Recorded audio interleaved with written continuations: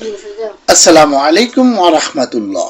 প্রিয় দর্শক, আজ আমি আপনাদেরকে জানাবো ইসলামে আত্মীয় স্বজনের হক আদায়ের কি নির্দেশনা রয়েছে।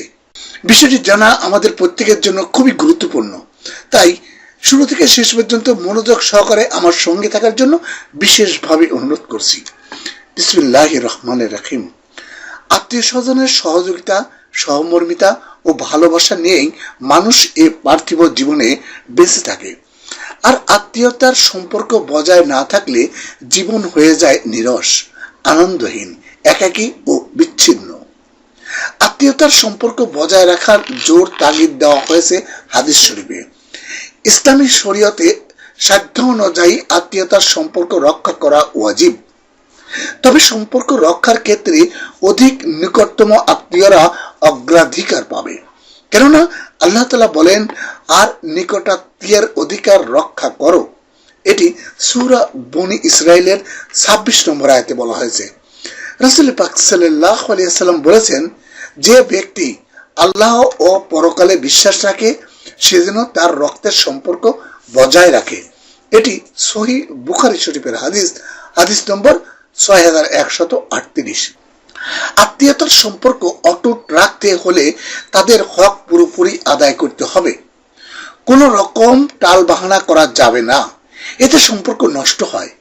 যারা আত্মীয়তার সম্পর্ক ছিন্ন করে তাদের সঙ্গে আল্লাহ সম্পর্ক ছিন্ন করেন বলে কঠিন হুঁশিয়ারি দেওয়া হয়েছে পবিত্র কোরআন শরীফে। আল্লাহ তাআলা বলেন, তোমরা এক আল্লাহর ইবাদত করো, কোনো কিছুকেই তার সঙ্গে অংশীদার বানিও না, এবং পিতামাতার সঙ্গে ভালো ব্যবহার করো। তোমাদের ঘনিষ্ঠ আত্মীয়, এতিম, মিসকিন, আত্মীয় প্রতিবেশী, কাছের প্রতিবেশী, পাশের লোক, পথচারী ও তোমার অধিকারভুক্ত দাস দাসী তাদের সঙ্গেও ভালো ব্যবহার করো। অবশ্যই আল্লাহ তাআলা এমন মানুষকে কখনো পছন্দ করেন না যে অহংকারী ও দাম্ভিক। এটি সূরা নিসার 36 নম্বর আয়াতে বলা হয়েছে।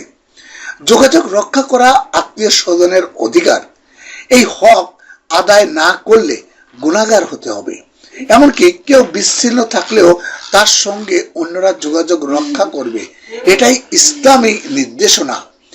যে নিজের উদ্যোগে যোগাযোগ রক্ষা করে সে উত্তম।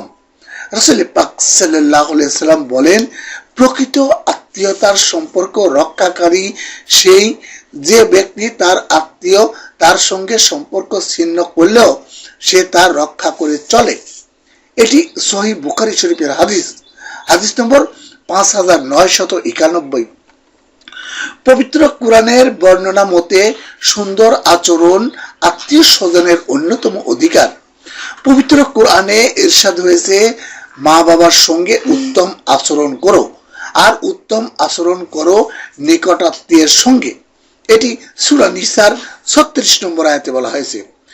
যদি আত্মীয় স্বজনের মধ্যে কেউ অভাবগ্রস্ত থাকেন, তাকে সহযোগিতার তাগিদ নিয়ে রাসূল পাক সাল্লাল্লাহু আলাইহি ওয়াসাল্লাম বলেন, কোনো মিসকিনকে দান করলে শুধু দানের সওয়াব, আর আত্মীয়কে সহযোগিতা করলে দুটি সওয়াব, দান ও আত্মীয়তা রক্ষা।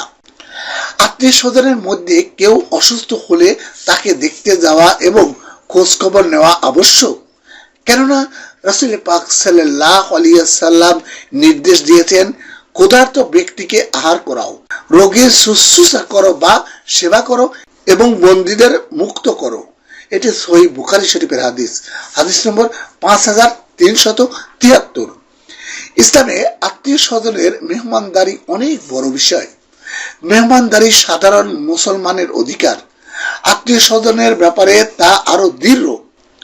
রাসূল পাক সাল্লাল্লাহু আলাইহি ওয়াসাল্লাম বলেছেন, যে ব্যক্তি আল্লাহ ও পরকালে বিশ্বাস করে সে যেন মেহমানকে সম্মান করে। এটি সহিহ বুখারী শরীফের হাদিস নম্বর 6138। দিনের ব্যাপারে সতর্ক করাও আত্মীয়ের হক। আত্মীয়রা পরস্পরের জাগতিক কল্যাণ কামনার মতো পরকালীন কল্যাণের ব্যাপারেও সচেতন ও সতর্ক করবেন, কেননা আল্লাহ বলেছেন, হে মুমিনরা, তোমরা নিজেদেরকে এবং পরিবার পরিজনকে রক্ষা করো জাহান্নামের আগুন থেকে, যার জ্বালানি হবে মানুষ ও পাথর। এটি সূরা তাহরিমের 6 নম্বর আয়াতে বলা হয়েছে। মুসলিম হিসেবে অন্যদের যেসব অধিকার রয়েছে আত্মীয়রা তাতে অগ্রাধিকার পাবে। শায়েখ আব্দুর রহমান বিন আইদ এমন 14টি অধিকার বর্ণনা করেছেন, যার মধ্যে আছে সালাম আদান প্রদান, স্নেহ ও সম্মান করা, আনন্দ বেদনার অংশীদার হওয়া, দাওয়াত কবুল করা, জানাজায় অংশ নেওয়া, পরস্পর হিতাকাঙ্ক্ষী হওয়া, বিবাদ হলে মিটিয়ে দেওয়া, অনুপস্থিতিতে দোয়া করা ইত্যাদি। মনে রাখতে হবে, যারা আত্মীয় স্বজনের অধিকার রক্ষা করে না, সুসম্পর্ক বজায় রাখে না, তাদের জীবিকা সংকীর্ণ হয়ে যায়।